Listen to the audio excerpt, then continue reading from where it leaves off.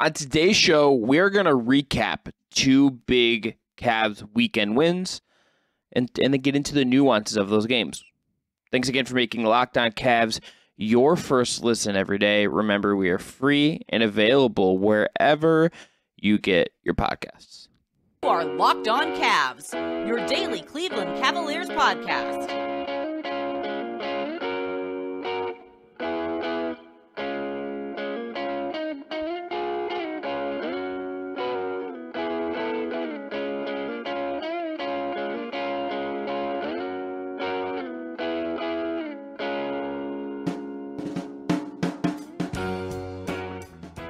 All right, the music you heard on the way in is from our friends at Astro Radio. Check them out on Apple Music or Spotify. I am Chris Manning. I cover the Cavs and the NBA at large for places like Diamond UPROXX and Estimations Fear the Sword. That man is Evan Dammarell. He is at Fear the Sword and right Down Euclid. He's trying to do a vampire over the weekend. As you can tell, happy Halloween to everyone. This episode was produced by Jake Merrier. And Evan, I want to just say, in the spirit of Halloween, the Cleveland Cavaliers, dare I say, they are scary? Yeah, they're a little scary.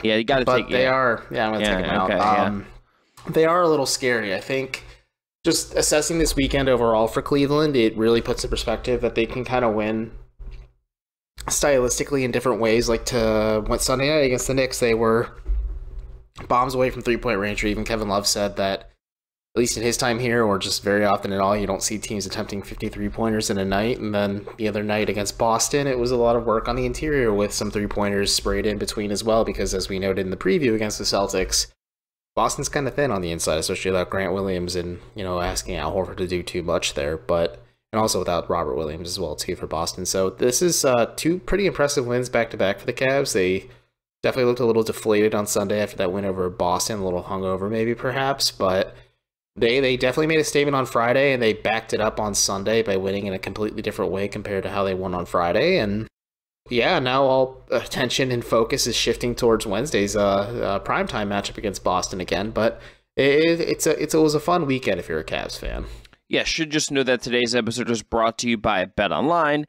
BetOnline has you covered this season with more props, odds, and lines than ever before. BetOnline, where the game starts. All right, so today's show, we're going to go talk about Cavs Knicks first, because that's the more recent game. Segment 2, we will talk about Cavs Celtics.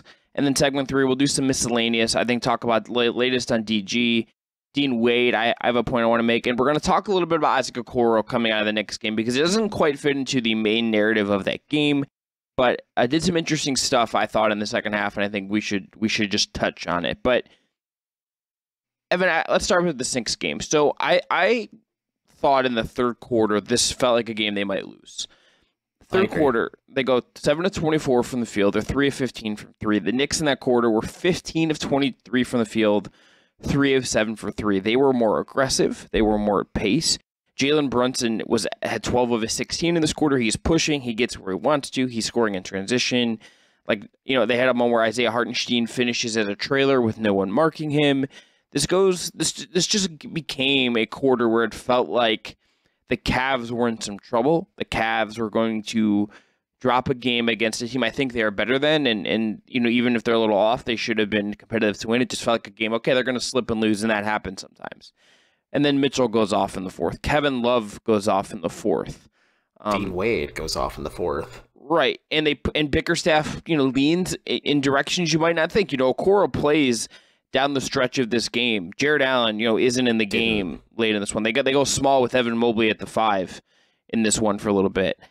He hit buttons, I think, on top of guys coming up big, and we'll get into the shooting specifically, I think. He hits the right buttons. He kind of goes, okay, like Karis LeVert's coming off this great game in Boston. Doesn't have it tonight. I'm going to go away from him. I'm going to trust Okoro to do something defensively we really need him to do. I'm going to put the ball in Donovan Mitchell's hands. We're going to simplify the offense and generate a lot of clean threes and bomb away, and we're going to be better on defense, and we're going to win this game. And it worked. They outscored the Knicks 37-15 in the fourth. The fourth quarter was just downright impressive, and I'm sure, I had some stuff going on. You were at the game. It felt on TV like the arena was just absolutely insane, and I think it's pretty well deserved based on how they played down the stretch.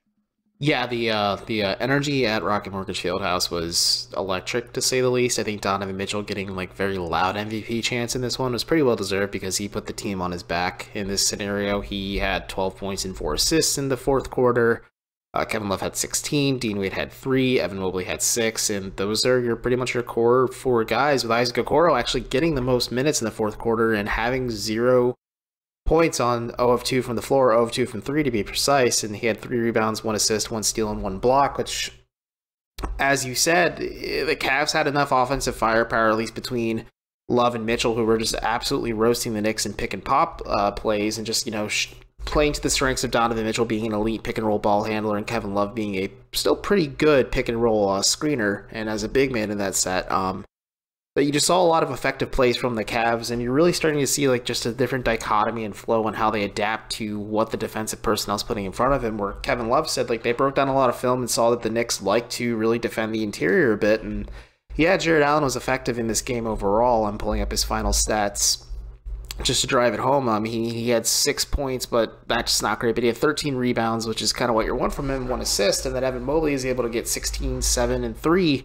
in this one. So the Knicks kind of just dared the Cavs to lean on the strengths of last season. And instead, the Cavs kind of just responded to what New York was presenting to them. It's kind of similar to how we saw them respond, at least at home against Philadelphia, when things kind of looked a little bit shaky and a little bit uneven, like where the Cavs get hit in the face and they kind of come back and just keep responding well from it. I think a lot of credit does go to Donovan Mitchell at the end of the day, because the guy just seems wired not to lose. Like, he was not going to let the Cavs lose this game. Like, there was a lot of plays. Like, there's that 4-point play down the stretch. There was a lot of just plays in general. There's that dunk where, like, and even the emphatic block he had on the other end, where he willed the Cavs at times and just kind of carried them, and then peppered out assists when he needed to, made sure he was active on both ends of the floor, and it's really impressive stuff. Like, I asked JB Bickerstaff post-game, like, have you ever seen a guy with a motor like this before? And he's like, yeah, I mean, I coached James Harden, but just at least at this time, he said he's one of the most complete players I've ever coached. And he said right now,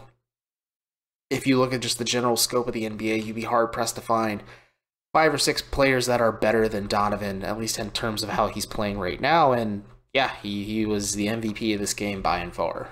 I can't believe Harden and Mitchell are just so, like, different, give off such different energies. If you're watching on YouTube, he did note that. He said they're very different players in terms of how they're wired, but he's just like, I've never really coached a player like Donovan Mitchell, where like he is fighting on every possession. Oh, killing me, JB. Yeah, funny guy. So the Cavs take 53s in this game. Their previous high coming in was 35. Last year their high was 52, which is in a game against the Bucks. And like, Evan, when I was going through like the box score after this game, like the breakdown of this is like kind of wild, because like only three players made the meaningful amount of threes in this game. Dean Wade is 6 of 8. Donovan Mitchell's 8 of 13. Kevin Love also 8 of 13. Jetty Osman makes the one other three that makes up the Cavs' 23 makes. He was 1 of 6 on the night, but those 3 guys were just incredible. We're going to talk about Wade later, because I have a point in my thing, but this was the best Kevin Love game we've had this year. You know, but there's a point in this game where I think it looked like he thought he was going to come out. Bickerstaff rides him, keeps him in. He plays a little over 22 minutes in this game. He's going to be 50 years old and hitting pump fakes and stepping to the side and bobbing threes. He is 50 years old if you ask his teammates. Yes, they're just absolutely roasting him for having to be old, and just rocking a gray sweatshirt and a gray cardigan post game. He got roasted for that. I'm like, he's catching strays left and right. Tough look for Kevin Love. But the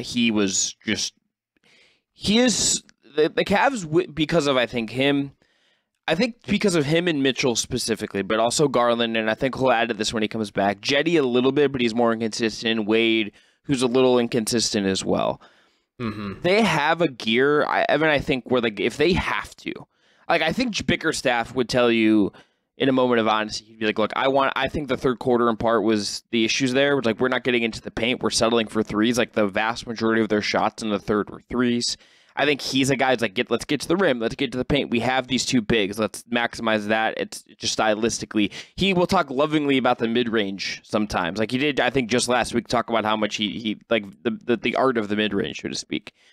But, like, the Cavs, if they need to, they have the horses to just like bomb threes if that's what's going to present itself. And like, you're going to deal some variance there, But like I think with Mitchell, with Garland, with Love, and some of these other guys, I think you feel kind of okay, even if you're going to be like just average-ish in terms of volume. You have the guys that can make those shots if you're going to go for them, and that's kind of an interesting development to me so far with Mitchell and Till. Yeah, it is an interesting development. I think just naturally when you add a guy to the fold who takes 10 3-pointers a night in Donovan Mitchell, just at least compared to what he was last season, what he is now, I think that's just obviously going to juice your numbers, especially when he is more of an elite 3-point shooter and is arguably neck for neck with Darius Garland in terms of being the best 3-point shooter overall on the roster for the Cavs. That's going to do a lot of things for you. And I think the Cavs, it's had a bit of a trickle-down effect where Mitchell uses his gravity and kind of bends the will of defenses to have opportunistic shooters, whether it's Kevin Love tonight or Jetty Osman some other nights or Dean Wade on most nights just floating on the perimeter, with Mitchell just attacking the basket and having a reliable roll man, whether it's Evan Mobley or Jared Allen. I was talking to a friend of the program, Andy Bailey, about this a little bit. It's just like, you're watching the Cavs maximize a lot of stuff with Donovan Mitchell in the spread pick and roll sets they're running, and now it's kind of fun to think about, like, hey, once you get Darius Garland in the similar looks too, and Mitchell sitting, like, it's going to unlock a lot of things for the Cavs, and when those two are just really hitting together, like, it's not going to be perfect for a while. It's probably not going to be till closer down the line because Garland's played 13 minutes so far this season that this Cavs team, when they're hitting on all cylinders, is going to be really juiced on offense, and it's fun to think about what they can hit on and what they can kind of do better with. It's just, it's fun. This is a fun team. This is a fun opening stretch in October for the season for the Cavs because this is their last game in October, and it's exciting to think about, like, hey, they have some pretty good opponents down the line too. Like, they play Boston and on Wednesday this week, and then they're in Golden State and they play the Clippers, who are struggling, but they have some pretty solid defensive studs, and like they play Denver at 1 point too this season too. Like, they play a lot of like marquee matchup Western Conference opponents that are really going to be like some of the litmus test of, do these Cavs continuously prove they belong, because they already did once against Boston. Let's just see how they do against other marquee opponents in different hostile environments. Yeah, November has a bunch of games of the ilk. I mean, there's West Coast road trip coming up. It's going to be interesting in that sense as well. Okay, after the break, we're going to transition to talk about the Celtics game because Caris LeVert, my goodness, Donovan Mitchell, my goodness, a really good Evan Mobley game as well. My goodness. So, yes, we'll talk about that right after this break. But first, got to tell everyone about today's sponsor. That's BetOnline. BetOnline has you covered this season with more props, odds, and lines. They have it all. They are your number one source for betting football and the new basketball season. Find all the latest player developments, team matchup news, podcasts, and in-depth analysis on every game. And as always, they remain your continued source for sports wagering information with live betting and up-to-the-minute scores for every sport out there. It's the fastest and easiest way to check in all your favorite games and events, including MLB, MMA, boxing, and golf. Head to the website today or use your mobile device to learn more about the trends in action over there as we are recording. There's no line for Wednesday's game against the Celtics, but they certainly will have one, and the Cavs will probably have a little different odds than Friday because they're at home. That's usually how that works. But they'll have that, and the Cavs are plus 1,200 to win the East right now. That is the sixth best odds in the conference if you're feeling frisky there. Remember, that's BetOnline. That's where the game starts. Check out all of their great odds. All right, back here on the Locked On Cavs podcast, I'm Chris Manning. That is Evan Dammarell. Evan, let's go back to Friday. I should note we got a couple comments from people like, hey, maybe would it be possible to talk about some of these weekend games in the moment? Maybe what we could try to do is, even if it's just one of us, do like a quick 10-minute solo thing. Maybe we'll make that like a YouTube exclusive, try some stuff. We'd like to give you guys coverage on the weekends. The model of the network sometimes is Monday through Friday. That's kind of our jam, and sometimes like we're just doing that stuff, but we can try, I guess we could say, to maybe look at that going forward. But this game, Evan, was a ton of fun. An overtime game. The Cavs won 132 to 123. And look, Donovan Mitchell has been sensational. I don't want to overshadow that. He had a 41-point game where he was 15 to 25 from the field and 5 of 9 from 3 and all of this stuff.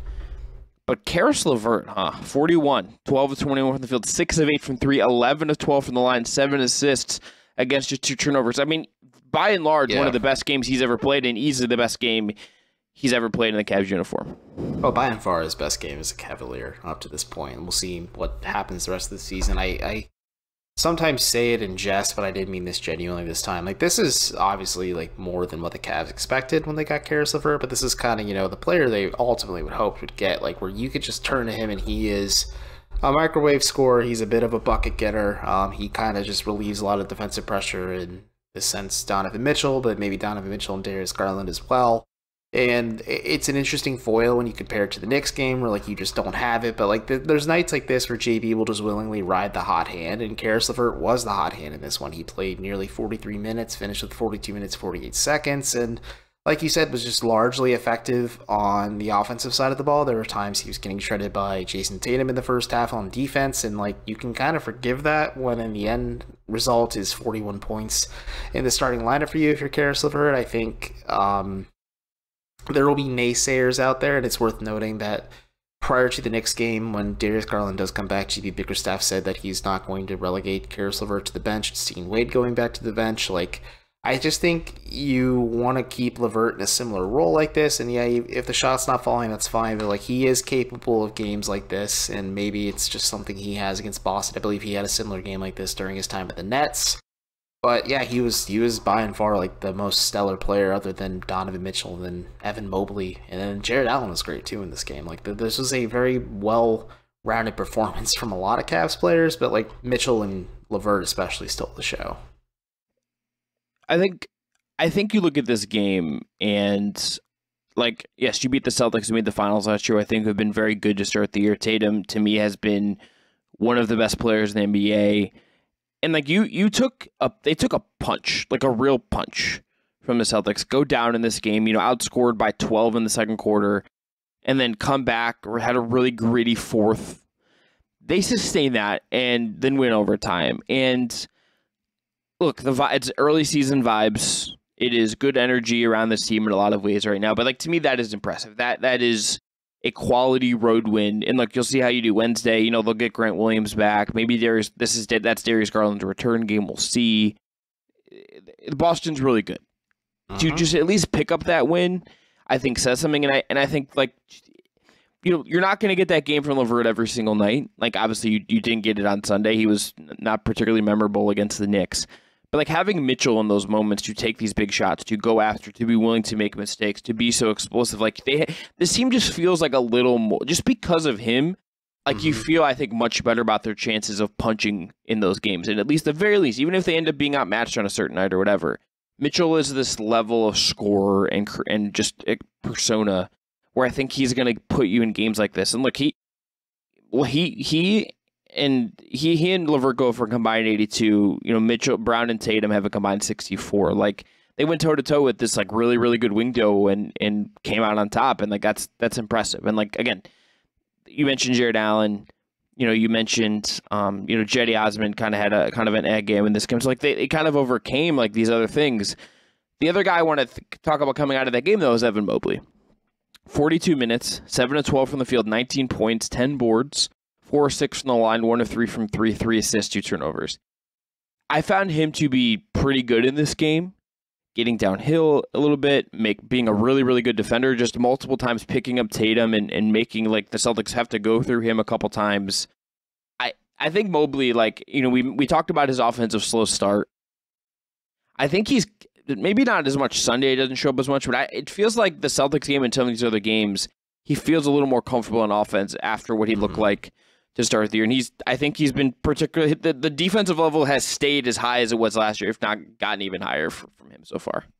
Yeah, JB Bickerstaff noted this a little bit, that while he was out with that ankle sprain, he wasn't too overly concerned about the defensive side of the ball for Evan Mobley. And like you said, he's leveled up a little bit, where you don't see a lot of second-year guys that are willing to kind of take the challenge, at least offensively, or defensively rather, of defending one of the best scorers in the league in Jason Tatum, if not the best scorer in the league in Jason Tatum, and do it especially in clutch moments like that, especially down the stretch in the fourth quarter and overtime, where you don't see a lot of guys willing to step up like that. And I asked JB a little bit about it, and he's like, yeah, I mean, like, it reminds you of young Anthony Davis, it reminds you of Kevin Garnett, it reminds you of Chris Bosh with the Miami Heat, where you have a big man who is comfortable with defending in space, and especially just kind of defending, like, arguably the best player at times. Like, again, validation for the late Jonathan Jarks here. Like, Evan Mobley has a certain gear he can kind of hit and unlock a little bit defensively, and now it's just becoming more comfortable defending in space. But yeah, Evan Mobley is super impressive in this one, and maybe he won't stand out because Donovan Mitchell and Caris LeVert had such monstrous nights offensively, but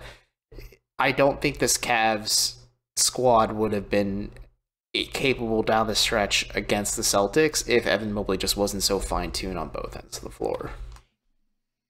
I think that's a great way to put it. He has been, and I think in conjunction with Allen, I think just so essential to how this has worked so far. Like, I think Mitchell's deservedly getting the headlines. He is scoring on a level for his new team in a way that only like Will Chamberlain ever has all time. I don't know if you saw that from Kayla Griffin pointed that out. That's crazy, right? Like, he's been sensational. He has generated. They've had a really good offense so far without Darius Garland. Like, that's because of Donovan Mitchell, like 95% of the way or whatever. He's been that sensational. But Mobley has had like a really good start, and I still feel like you're going to get a lot more from him as we go here. Okay, that Celtics game was incredible. I'm planning on rewatching it at some point just to kind of try to get some more out of that, because I feel like I can mainline that and get a lot of fun out of it.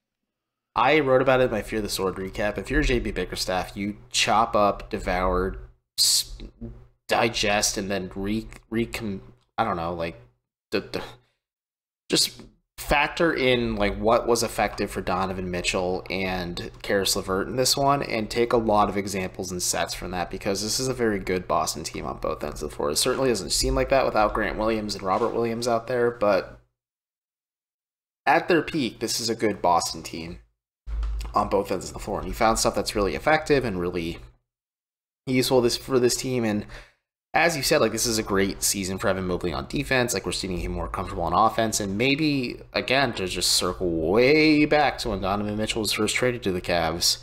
As you said, this is the luxury of having Donovan Mitchell too, where you don't need to put too much on Evan Mobley's shoulders, as you can kind of watch him level up, learn, and grow in real time, and not watch him get kind of overwhelmed and asking to do too much. Like, there was times against the Knicks, like, he was trying to shoot jumpers and he was shooting 3-pointers, and like, you're seeing him start to make that more of his offensive shot chart, and it's not falling yet, but I feel pretty confident and comfortable in saying that they're going to start falling eventually. And then that's like kind of maybe where the Cavs hit another new gear, other than when they add Darius Garland back to the fold, and like, they just keep leveling up and up and up. And I know kids like to say scary hours, so we'll just say, like, this is kind of, we're entering scary hours territory for the Cavs with what they could kind of become when they really manifest like their peak form and final form. I hope Wednesday is just like an insane environment. Oh, it's going to be nuts. Friday's game felt like a playoff game. Like, Wednesday's, I noted it too. Like, I'm curious to see what adjustments Boston makes. I'm curious to see what adjustments Cleveland makes. Like, there's clearly a lot of stuff that worked, and I think if you're the Celtics, you're going to be defending Caris LeVert a little bit more closely, and if you're Cleveland, maybe you try and find ways to maybe not make it much of a grind fest, and you don't have to deal with another overtime session. But it's a playoff like matchup where it's a home and home scenario. And like, there's a few days in between for both teams to kind of read, react, and make adjustments to maybe make this a completely different ball game on Wednesday. All right, after the break, we're going to come back. We're going to do hitting on Dean Wade, Isaac Okoro, and the latest on Darius Garland. Thanks again, though, for making Locked On Cavs your first listen every day. Now make your second listen game-to-game NBA, every moment, every top performance, every result. Locked On Game-to-Game covers every game from across the NBA with local analysis that only Locked On can deliver. Follow Game to Game on Locked On NBA. It's available on the Odyssey app, YouTube, and wherever you get your podcast. We'll be right back. All right, last segment here on Locked On Cavs. Evan, let's hit on Dean Wade first, because he had such a massive scoring night on Sunday. You mentioned earlier his Bickerstaff has said that he is not going to remain in the starting lineup when Darius comes back. I think that makes sense. You go back to what you originally planned based out of training camp. I will say I think the way they've looked, what the numbers say about it, I think the Wade in the starting lineup with LeVert obviously right now they've been very good, pretty effective. It's small sample size theater. Take that for what you will. The other part about it, though, is I think Dean Wade and how he's maybe popped compared to an Okoro, compared to a LeVert, even on some nights, I think Sunday being an example, he's a very additive player. He's even like, look, he makes 8 of 11 shots, 6 of 8 from 3. That's going to be what matters more than the other stuff. But he cuts, he hustles for offensive rebounds. He's going to just make something happen in that sense every night.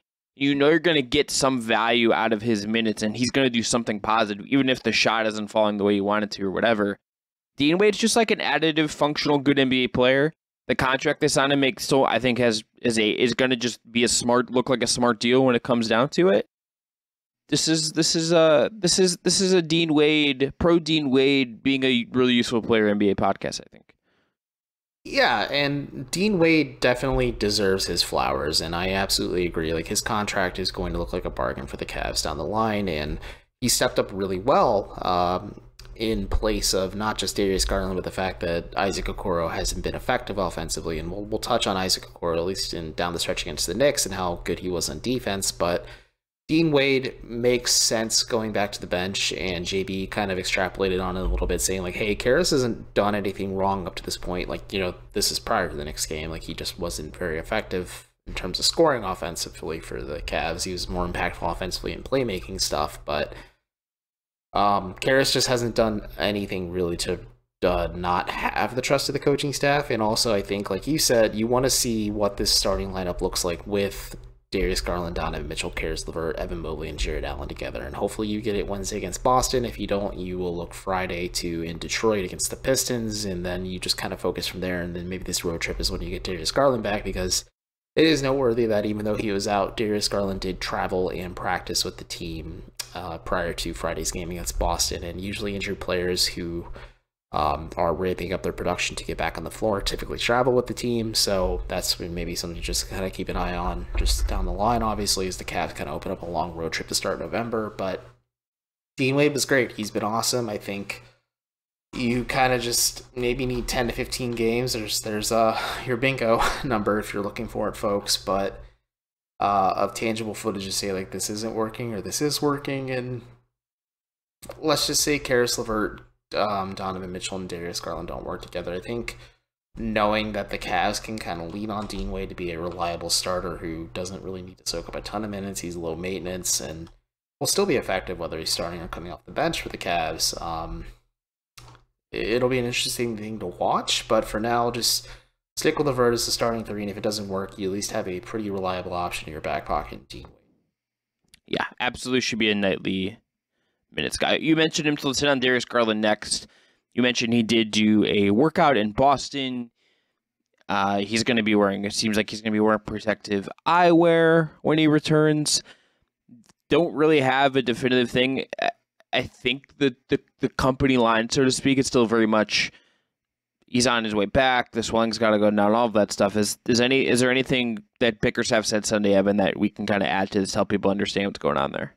I mean, you can call him Darius Garland at this point, because I think it's just, at this point, it's not a matter of if, but when he comes back to the floor. You're right, he will be wearing protective eyewear when he does come back, just because you've put in all this time, energy, and effort to make sure he is healing properly. And somebody pointed out to me after the game, like in the photos of Dean Wade with the chain they wear, Darius's eye is still pretty swollen, so it's just a matter of how his body's healing and how he's looking out there. I think the Cavs want him at 100%. And also, with Donovan Mitchell just being such an offensive engine for this team and just being so comfortable with playing 40-plus minutes and just being the guy who gets almost nearly every touch for the Cavs in most offensive sequences, I think they have that luxury and just the ability to not rush Darius back, which is certainly different from last year when Darius was dealing with back injuries and maybe they had to have him come back and then they had to shut him down because it just, wasn't effective for him when he was out there with that back issue. So right now, like, it's a matter of, like I said, not if he's coming back, it's just when, and maybe it's Wednesday against Boston, maybe they hold him out again for just cautionary reasons, and then like make sure he's 100%. Maybe they try again against Detroit, or it's some time on the road trip as well. So we'll see. We're at the nature of the Cavs and just them doing right by their players, which is the right way to go about it, especially the guy you're paying a ton of money to. So we'll see what happens. But Chris, if you were the Cavs, and would you try to wait it out? And because like Bickerstaff said, like he has been asking every day to come back, and would you wait it out a little bit, maybe not bring him back right away against Boston and do it against Detroit? Or if he's available and like healthy and good to go on Wednesday, would you just go with it?